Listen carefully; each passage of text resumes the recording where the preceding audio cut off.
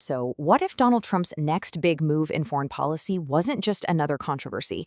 What if it was actually a plan to tear down a 70-year-old alliance? It's a huge prediction, I know, but it's gaining some serious steam. And get this, it's coming from someone who used to be in his inner circle, at the very top of his national security team. Look, when we try to figure out what's going to happen next in the world, it's mostly just speculation, right? Guesswork. But every now and then, you get a flash of insight from someone who was actually in the room where it happens. And just recently, one of those insiders made a prediction that is pretty much impossible to ignore. To really get what's going on here, you first have to understand who's making the prediction. The man's name is Joe Kent. And he wasn't just some random staffer, he was right there, at the very heart of Trump's national security apparatus. And let's be super clear about his role. Kent was handpicked by Trump himself to be the director of the National Counterterrorism Center. I mean, this job basically put him in charge of America's entire strategy for fighting terrorism around the globe. So when it came to national security, yeah, his voice mattered a lot in that administration. Now, even though Kent was a big supporter of Trump's overall agenda, it turns out his loyalty had a line. And one specific military order was his breaking point, leading him to resign in a very, very public way. So what was the final straw? It was the military strike on Iran. Kent didn't just quit, he walked away, and publicly said the war was started without reason. He made it clear he believed Iran wasn't a real threat, and that this whole conflict would just cause chaos and hurt the economy. And his resignation was anything but quiet. The post he made explaining why he left just exploded online. We're talking over 105 million views. That's insane.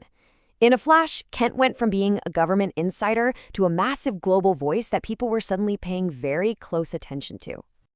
Okay, so that viral resignation really set the stage for what he did next. Just a few days ago, Kent got back on social media, but this time he laid out an absolutely shocking prediction about what he thinks Trump's next major move is going to be. All right, so here's the plan as Kent sees it, broken down into 3 steps. First, he says Trump will start publicly blaming our NATO allies, saying they're not pulling their weight. Second, he'll use that as the perfect excuse to pull the U.S. out of NATO entirely. And then the final step, the real shocker, once the U.S. is free from its NATO obligations, it'll partner up with Israel to attack Turkey, another NATO member. So why? What's the logic here? Well, according to Kent's own analysis, the real goal of leaving NATO is to get around Article 5. That's the core of the alliance. An attack on one is an attack on all. As long as the US and Turkey are both in NATO, that treaty makes it almost impossible for the US to act against them. But if you leave the alliance, that obstacle just disappears. As you can probably guess, a prediction like that did not go unnoticed. It only took a few hours for it to get a direct and really personal response from Donald Trump himself. Trump's comeback was fast and sharp. He immediately went on the attack, trying to discredit Kent by lumping him in with the journalist Tucker Carlson and asking his followers who is the bigger fool. But then the response took a hard left turn into something deeply personal. Instead of talking about the actual claim, Trump brought up the death of Kent's first wife, who was a U.S. service member killed in action, and then added this really bizarre criticism. He married again, quite quickly, in my opinion. And he just kept going, finishing with a barrage of insults, calling Kent a sleazebag, a big leaker of state secrets, and of course, a loser. Honestly, the sheer intensity of the attack just made more people pay attention to what Kent said in the first place. So this might all seem like some high-level political drama between powerful people. But the thing is, the fallout from something this big wouldn't just stay in Washington. A conflict like this would have a very real, very direct impact on all of us, all over the world. Just think back to the ripples from that recent attack on Iran. It wasn't just a headline. The global stock markets got shaky, currencies were all over the place, and gas prices started to climb.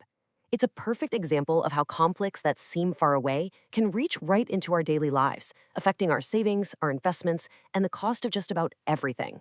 In Kent's warning, it's not happening in a vacuum. Turkey's own foreign minister came out recently and said he thinks Israel is actively trying to paint Turkey as its new enemy in the region, now that the focus is shifting from Iran.